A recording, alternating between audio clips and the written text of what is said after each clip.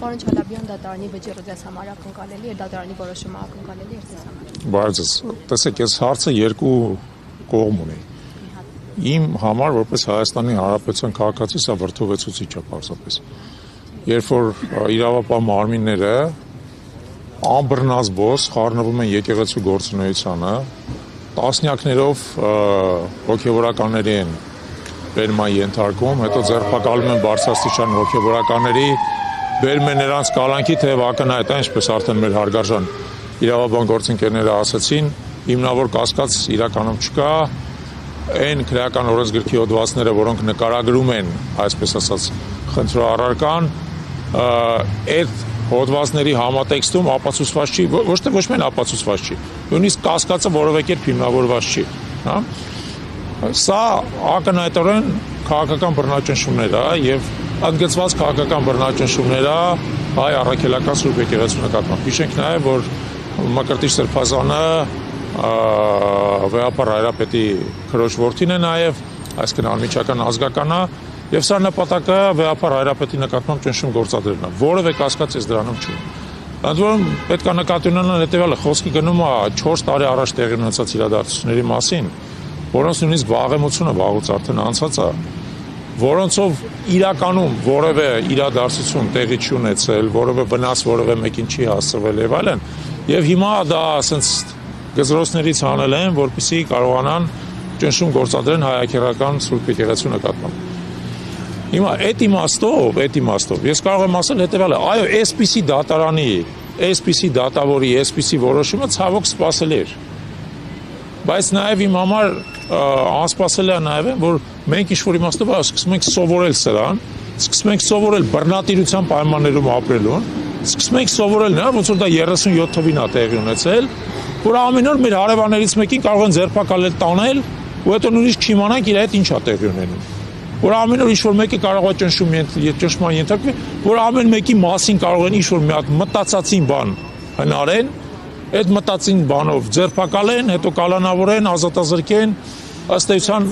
իր ամբողջ ընտանիքը, իր ամբողջ հարազատները, իր բարեկամներին, բանին բոլորին դնեն ստրեսի մեջ, ու դա կարող է ամիսներով, նույնիսկ տարիներով շարունակել, հետո պարզվի, որ իրականում ոչ մի բան չկար։ Ես ինքս ցավոք ես ամեն ինչի մեջով անցել եմ,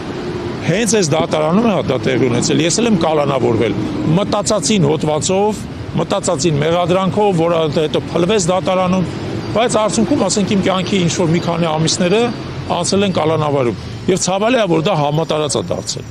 Ու օրակտվելով արդից ես ուզում եմ խնդրեմ նաեւ մեր քաղաքացիները, ոնց սա դիտում են, մենք չպետք է թույլ տանք, որ սա դառնա մեր կենսակերպը, որը այն պետությունում, որը մենք կարողացել ենք անկախացնենք, որը մենք մեր գործողություններով փորձում ենք ավելի ժողովրդավար դարձնել, մեր պետությունում մարդը պաշտպանված չլինի։ Կապ չունի նա եպիսկոպոսը, նա քահանա է, նա ոստիկան է, նա շինարար է, կապ չունի թե ինչ մարդ է։ Մարդը մեր երկրում պետք է պաշտպանված լինի, նրա գլխին պետք է մտածածին գործ չսարքվի, ինչպես այսօր դա տեղի ունենում։ Պարոն Չալաբյան, ժամեր առաջ նաև դատարանը որոշում կայացրեց գործարար Սամվել Կարապետյանի կալանքի երկարաձգման վերաբերյալ։ Այդ մասին ինչ կարող եք ասել, ըստ էության արդեն 5 ամիս է Սամվել Կարապետյանը կալանքի տակ է գտնվում։ Կարող եմ ասել բացարձակ նույնը։ Բացարձակ նույնը, երբ որ ասում է շինարար Սամվել Կարապետյանը շինարարական ոլորտին, որում Ռուսաստանի խոշորագույն խաղացողներից մեկն է, բարերար է, մեր ազգային կյանքում լուրջ ավանդ ունեցող մարդ է եւ նրա նկատմամբ կամայական կերպով փաստորեն անընդհատ տեղի ունենում կալանքի երկարաձգում։ Ակնհայտ է, չէ՞ որ եթե նույնիսկ գործակնվում ցանկացած այլ խափանման միջոց կարելի է կիրառել, Սամվել Կարապետյանի նկատմամբ հանգիստ ունենա կարող են գրավով ազատության մեջ մարդուն թողեն, որպեսզի ինքը գործունեությամբ զբաղվի, մինչև այդ գործը քննվում է։ Կալանքը կիրառվում է որպես պատժամիջոց։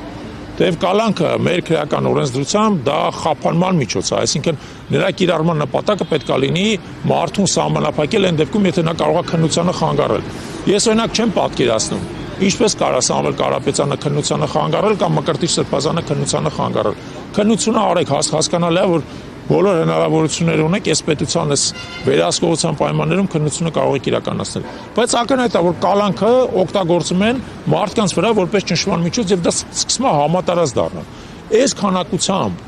բարձրաստիճան մարդիկ, երկրի առաջ վաստակ ունեցող մարդիկ երբեք կալանավորված չեն եղել։ Երբեք դա բացարձակ ճշմարտություն է։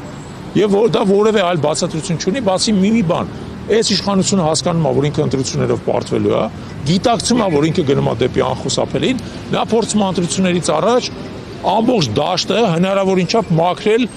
անդիմությունը մաքրել, իր նկատմամբ դիմադրությունը մաքրել։ Համոզված եմ, որ միայն նա չի ստացվելու, որովհետև հազարներ են արդեն եւ ամեն մի մարդը, որը կալանավորվում է, իր հետևից եւս 10-ը դուրս է գալիս, կանգնում է պայքարի։ 10-ը, 100-ը, 1000-ը, դա նաեւ Սամվել Կարապետյանի դեպքում մենք տեսնում։ Ուստի ինչքան ուզում եք բերեք, ում ուզում եք ու կալանավորեք։ Միևնույնն է, մարդիկ պայքարելու են, որ ձեզանից ազատվեն։ Պայքարելու են դրա համար։ Ձեր կալանքները ոչ մեկին չեն վախեցնում։